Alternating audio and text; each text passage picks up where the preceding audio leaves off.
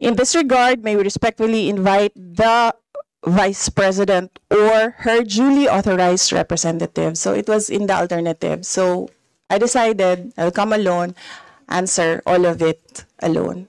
So that kung i-contempt man ninyo ako lang yung papasok doon sa detention at hindi na masali yung ibang tao dito at yung pamilya nila na nag-aantay sa kanila sa mga bahay nila. Alam na po ng taong bayan ang mga nangyayari sapagkat karamihan po ng ating mga colleagues ay nagtanong na tungkol sa Confidential Fund. Pero gusto ko lang pong tanungin si Madam Vice President, if the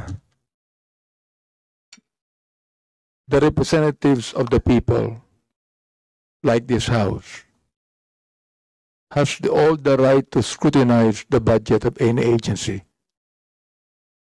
Madam Chair. Madam Vice President. Madam Chair, is it a question? I think it's directed to the House. No, I'm asking you the question, Madam Chair. I'm asking the question to the resource speaker if she believes that this House, being the representative of the people, has the right to scrutinize the budget of any agency. Right, precisely. That's why I say I will leave it to the Only House yes of or no, Madam Representatives to decide Madam on Chair. the proposal Madam Chair, as excuse presented. Excuse me, Madam Chair, that can only be answerable by yes or no.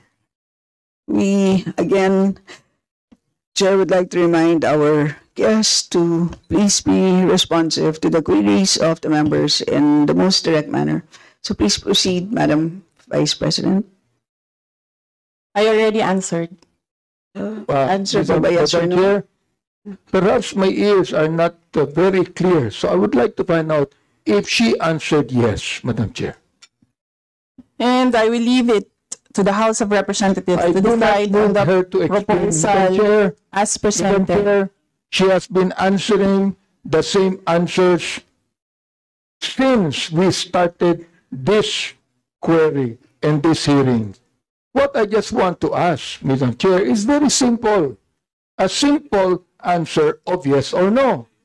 Does the Vice President believes that this House has all the right to scrutinize the budget of any agency?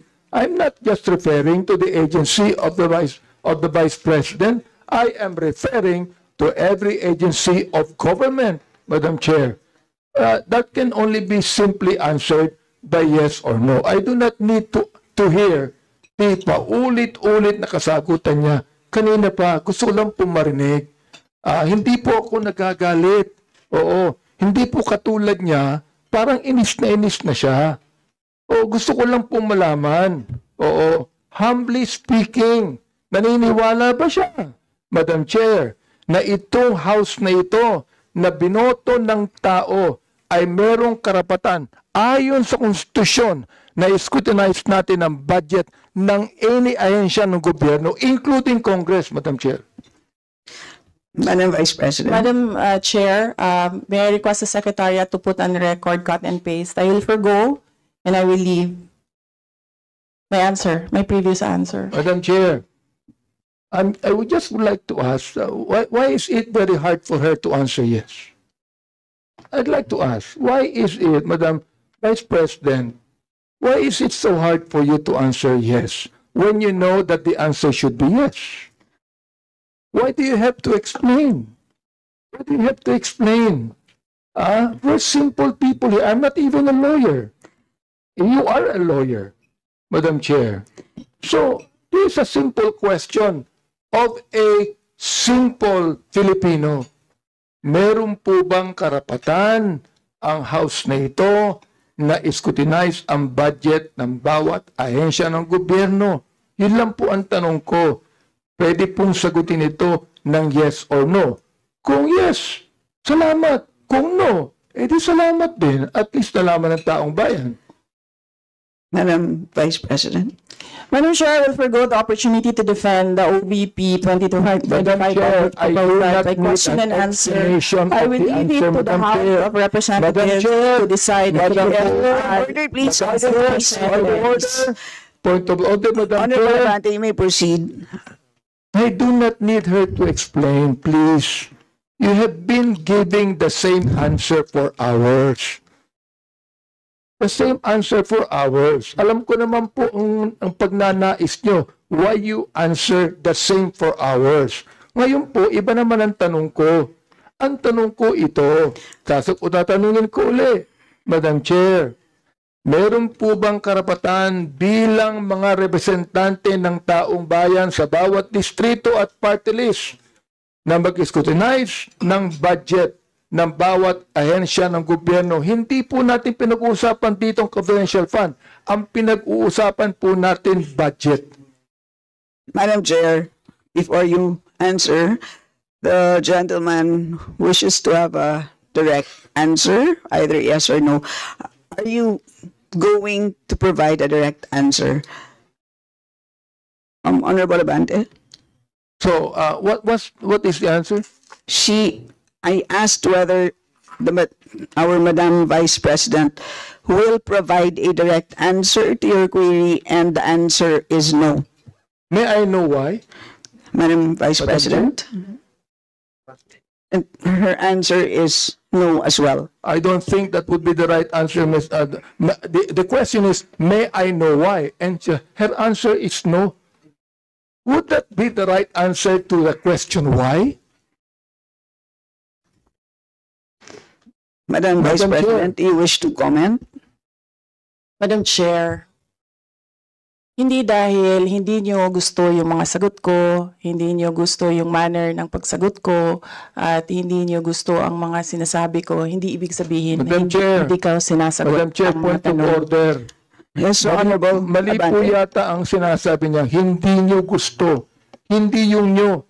Madam Chair, wag niyong isali dito ang aking mga kasamahan dito. Ako ang nagtatanong. Sabihin mo sa akin, hindi ko gusto ang tanong mo. Yun lamang ang dapat niyang sabihin sa akin.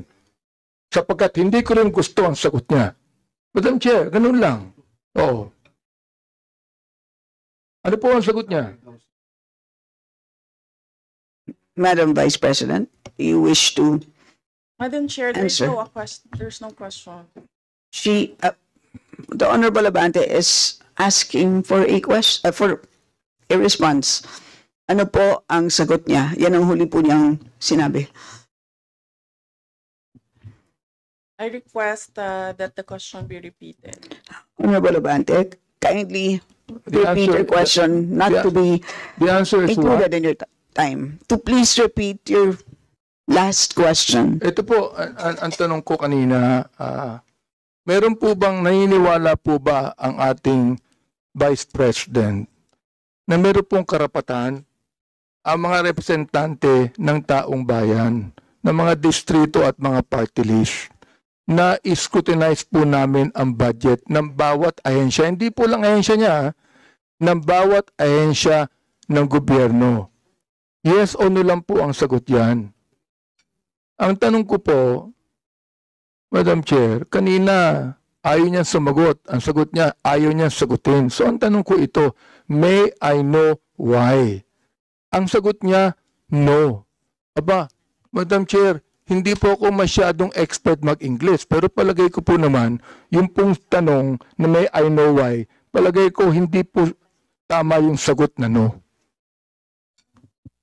Madam Vice President. Madam Chair, palagay ko.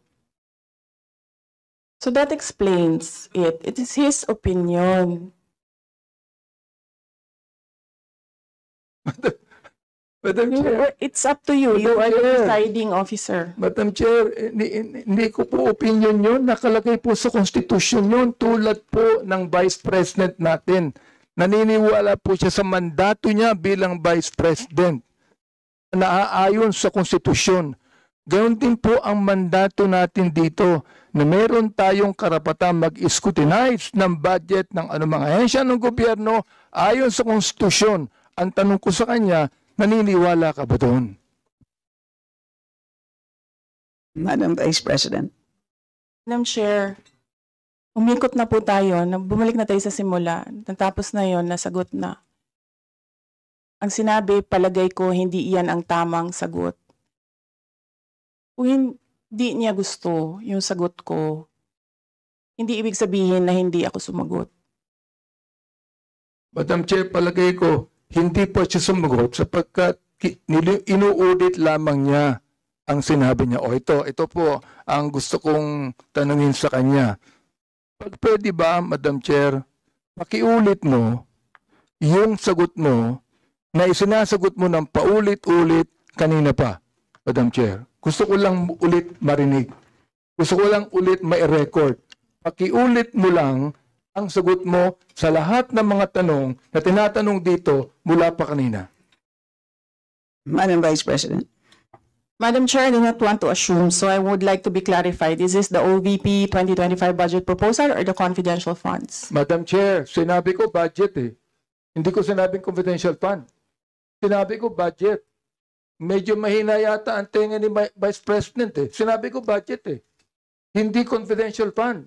Sinabi ko na wala akong pakialam sa confidential fund. Ang pakialam ko ganito.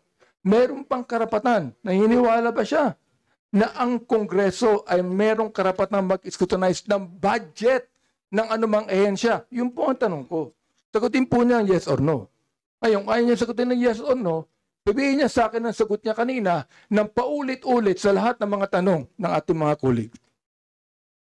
I will forgo the opportunity to defend the Office of the Vice President 2025 budget proposal by question and answer, and I will leave it to the House of Representatives to decide on the proposal as presented.